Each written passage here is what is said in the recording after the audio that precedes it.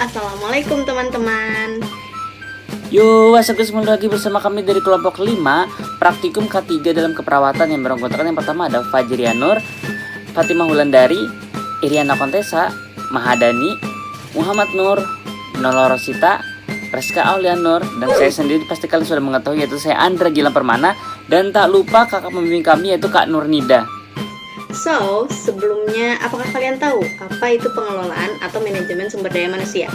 Kalau aku sendiri sih pernah dengar, tapi kurang tahu itu apa manajemen sumber daya manusia. Kalau kamu bagaimana? Nah, kalau aku jelasin di sini nanti openingnya kelamaan. Ya, mending kita lihat video berikut ini aja untuk mempersingkat waktu video kita nanti. Jadi bagus tuh. Yuk mari kita lihat videonya. Gaskan! Pada suatu hari, Rumah Sakit S sedang menerima lowongan pekerjaan tenaga kesehatan, khususnya untuk para perawat. Saat itu, sedang dilakukan interview calon perawat yang akan bekerja di Rumah Sakit S. Atas nama saudara Fajrianur, dipersilakan untuk masuk ke ruangan. Selamat pagi, Pak, Bu. Ya, selamat pagi dengan saudara Fajrianur ya. Oke, apakah Anda sudah siap untuk interview kerja pada hari ini? Iya betul, saya siap, Bu. Oke baik, apa alasan Anda memilih rumah sakit ini untuk bekerja? Karena saya yakin dengan kompetensi yang saya miliki sebagai seorang perawat yang profesional, saya akan berupaya untuk mendorong rumah sakit ini lebih maju dan berkualitas. Oke, kemudian apa makna pekerjaan buat Anda? Bagi saya, pekerjaan bukan semata-mata mencari uang. Namun, bagaimana saya bisa melakukan yang terbaik dan berkontribusi bagi kemajuan rumah sakit ini. Oke, kalau begitu Anda dalam 1 minggu ke depan akan menerima panggilan kerja yang akan menghubungi nomor telepon Anda. Jangan khawatir ya. Baik, terima kasih, Pak, Bu. Atas nama saudara Muhammad Nur, dipersilakan untuk masuk ya. Selamat pagi, Pak, Bu. Ya, selamat pagi. Betul dengan saudara Muhammad Nur. Apakah Anda siap untuk diinterview? Ya betul, saya Muhammad Nur. Saya siap untuk interview hari ini, Pak, Bu. Baik, bisa ceritakan sedikit tentang identitas diri Anda? Sebelumnya, perkenalkan nama saya Muhammad Nur. Saya lulusan dari Universitas B, jurusan keperawatan. Lulus dengan IPK 3,8 dan satu lagi, saya keponakan dari pimpinan rumah sakit ini, yaitu keponakan Bapak Jamal. Oh, keponakan Bapak Jamal ya.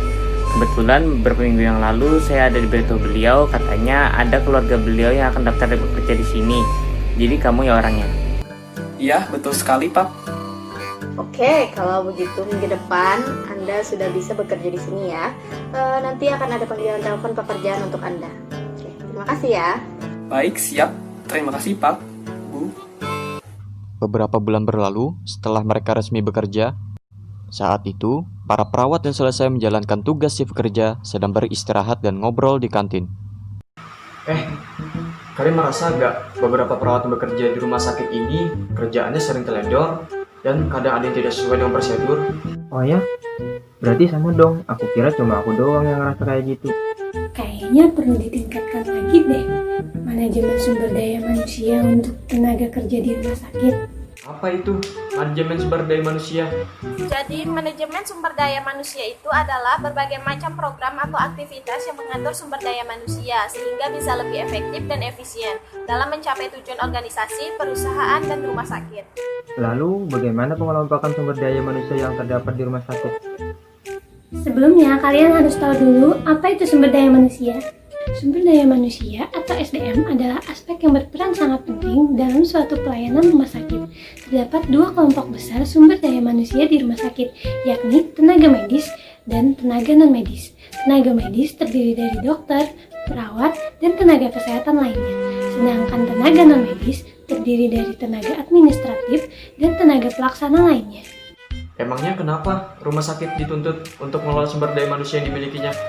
Karena salah satu faktor yang menunjukkan keunggulan kompetitif potensial adalah sumber daya manusia dan bagaimana sumber daya manusia tersebut dikelola. Pengelolaan sumber daya manusia di rumah sakit yang baik memberikan dampak, jumlah, dan kualitas sumber daya manusia yang terstandarisasi.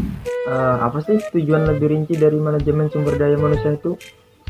Berdasarkan sumber yang aku baca, menurut Martoyo, terdapat 4 tujuan manajemen sumber daya manusia, yaitu tujuan organisasi, tujuan fungsional, tujuan personal, dan tujuan sosial.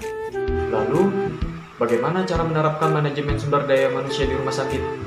Tentu saja ada praktik-praktik yang harus diperhatikan dalam manajemen sumber daya manusia, yaitu pertama, perencanaan sumber daya manusia, kedua, rekrutmen dan seleksi, ketiga, pelatihan dan pengembangan, keempat, penilaian kinerja, kelima, kompensasi dan balas jasa.